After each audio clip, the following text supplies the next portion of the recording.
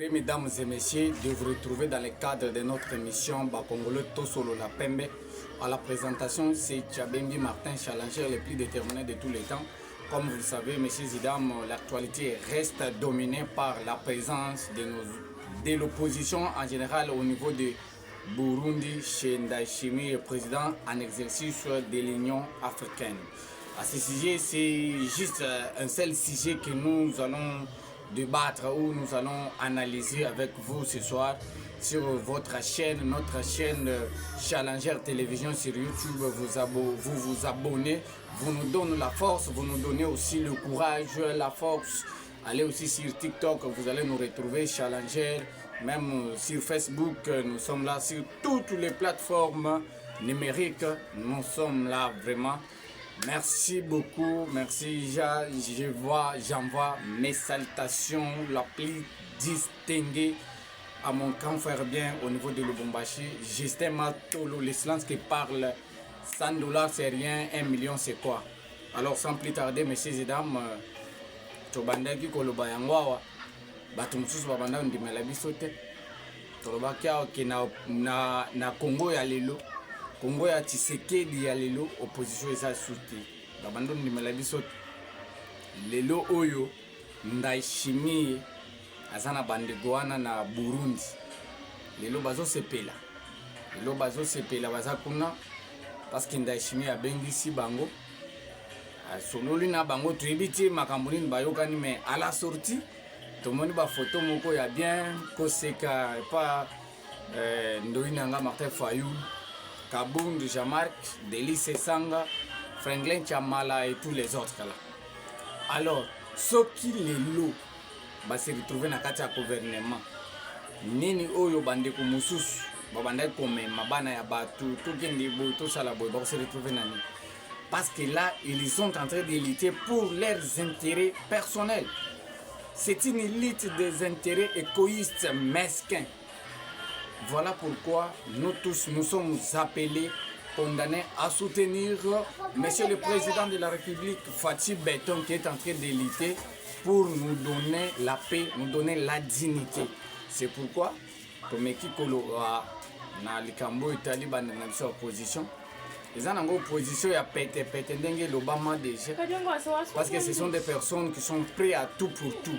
Quand il s'agit à pouvoir ya mbongo bazawana pona ko kabola mboka, ko panza mboka, ko sacrifier bana bato. Zomon. Alors les loyo bozota la Martin Fayulu bazawana, Delice Sanga, Kabonde de tout consort. Vous allez voir les retours. Bagoya kopesa information moko ya lokuta oyo kokokana na makamba ko solo la kunati. Vous comprenez?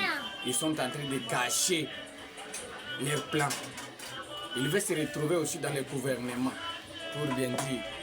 Si les lots on organise dialogue et on donne un poste à Martin Fayulu, est-ce qu'il sera aussi toujours ou il restera opposant? Il fait l'opposition parce qu'il ne se retrouve pas. Comprenez? Alors voilà ce que j'avais peut-être analysé avec vous, ce que je voulais juste vous présenter comme mon analyse par rapport à la situation qui prévaut dans notre pays. Nous n'avons pas de l'opposition, vrai dire, opposition exacte, parce que ce sont des personnes frustrées, appelées à vivre ou à avoir leurs intérêts. Mais si on arrive à avoir une opposition, comme les disaient les fins de l'humanité, tokoki kosepe. Mais les autres, on a opposition. On a besoin na ba intérêt na bango, bana na bango va se retrouver. Mais en termes on pona ko bundela mboka bazate. En aucun jour aussi tout le monde a déclaration ya kobima na munoko ya bato wana pona ko condamner agression rwandaise. L'autre moni na monseigneur Chole Ambongo Muteba, c'est Eric Senga et consort Bazawana. Ils sont en train de plaider pour Hippolyte Kanambe de son vrai nom, Joseph Kabila. Mais nous sommes intérêt à peuple exaté. Bazo bundisa gratuité et enseignement. Nous sommes pour parce que c'est lui qui a la tête de notre pays, c'est Félix Tshisekedi. Et si vous regardez dans son article 43 de cette constitution, stipule que gratuité enseignement eza garantie na constitution ya mboka na biso. Bango balingaka wana te, balingi oyo esalema te. Mais lelo oyo eza bango bato bazo réclamer dialogue, bazoluka basolola babenda oyo bazongisa oyo mpona intérêt na bango moko. Alors à ce stade il faut biso yo ozolanda ngai na yo na ye kuna tofongola miso toyebake bapoliticien baza mpona biso te, baza mpona intérêt ya bango na ya bana na bango. C'est le moment où en tant que peuple, en tant que jeune, tu peux te décider dès maintenant pour avoir un avenir meilleur. Pour lobi na biso ezala malamu.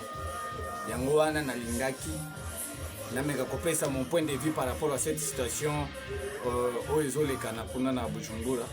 Toyebake kala te ezobima na gouvernement oyo bokomona Martin Fayulu na kati, Délice Sanga, Jean-Marc Kabonde et tous les autres là, parce que c'est ça leur mission, c'est ça leur demande. Ils veulent un dialogue pour se retrouver aussi. Alors toi et moi, qu'est-ce qu'on gagne dedans? C'est-à-dire, c'est quand il y a une marche, là on va te dire, toi et moi, on a 5 000 francs, tout le monde est là, tout le monde est là, mais ce qui est intérêt, mon ami, bazo ke na ndenge na bango. Mais tu as besoin bon, on a besoin bonga. Ils sont plutôt se retrouver. Jusqu'à la preuve du contraire, tout le monde se regarde à ton université, tout le monde se regarde à ton babanzela, tout le monde se regarde à ton bunda pour na besoin de sekimia na esta ya mboka ya Congo. Les opposants n'en parlent pas. Ils ne parlent pas de ceci. Mais c'est justement quand il y a la menace à la porte de leurs intérêts, vous verrez l'opposition qui s'agite de gauche à droite, qui veut parler de n'importe quoi, tout faire ceci, faire cela. À ce stade, lorsqu'il sera promis des postes là-bas, peut-être surpris comme on a un gouvernement Yokoya, Martin Fayulu, premier ministre, Délice Sanga, ministre de la Justice, Jean-Marc Kabonde, ministre de l'Intérieur, Tokoloba Soumi. Les Amakamuna Bango, tous ont conscience. Tous allez la moto, bana Martin Fayulu na États-Unis, bana Kabund, bana batutu nous tout le monde kawana, batikala kwa bana bango na marche. Yo nanga nde bazuaka, toki ndo sale bango marche. Zomo, tous à la maele, to fongola mutu, ba congolais, tous à la bomoko, tous à la ini, totika division, totika kokabwana, makamwana des obomamboka. Voilà, il y a moké autozalaki il y a pour partager comme information, comme point de vue. C'est pour vous dire que les gens qui sont là-bas au Burundi, ils ont parti pour leurs intérêts. Il y a yonanga et ça n'a qu'à titer. Alors tous à la ini, tous à la bomoko, tous à la éveiller, makanis nabiso, et un service de lobby nabiso, de kozala ndengeni. Yamana ya moké nazalaki nango ya kota sebino na poko aleloke.